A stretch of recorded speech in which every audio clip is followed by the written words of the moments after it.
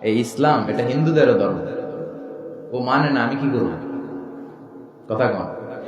এটা খ্রিস্টানদেরও ধর্ম, এটা বৌদ্ধদেরও ধর্ম, এটা অগ্নি উপাসকদেরও ধর্ম, এটা সবার ধর্ম। ও মানে না তো আমি কি করব? এটা তো ওরও ধর্ম। এই ধর্মের রাস্তা সবার জন্য খোলা। সুবহানাল্লাহ কইবেন না?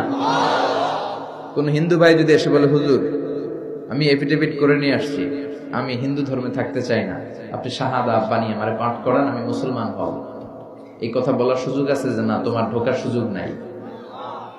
যতগুলা কোঠা ছিল কোঠা শেষ, তুমি আর ঢুকতে পারবে না। কথা কম। ঢুকতে পারবে সবার জন্য। The door of Islam is open for everyone on earth. এই পৃথিবীর সবার জন্য খোলা। কিন্তু আপনি ইহুদি ধর্মের দিকে তাকান।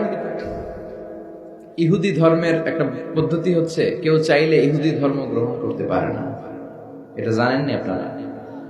খ্রিস্ট ধর্ম গ্রহণ করা যায়, ইসলাম ছেড়ে দিয়ে আপনি খ্রিস্ট ধর্ম গ্রহণ করতে পারবেন। এই জন্য দেখবেন অনেক ব্যাপটিস্ট মিশনারি আছে বাংলাদেশের পাহাড়ি এলাকায়, ওখানে নৃগোষ্ঠী চাকমা টাকমা এদেরকে খ্রিস্টানরা খ্রিস্টান বানায় ফেলা।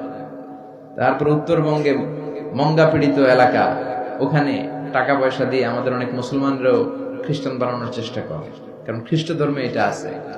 কিন্তু ইহুদি ধর্মে এই সিস্টেম নাই। কত বড় গাদ্দার! ওদের ধর্ম যদি কেউ মানতেও চায়, ওরা ঢুকতেও দেয় না। বাই বর্ন ইহুদি হইলে সে ইহুদি, তাও বাবা ইহুদি হইলে হবে না, মা ইহুদি হইতে হবে। কথা কন।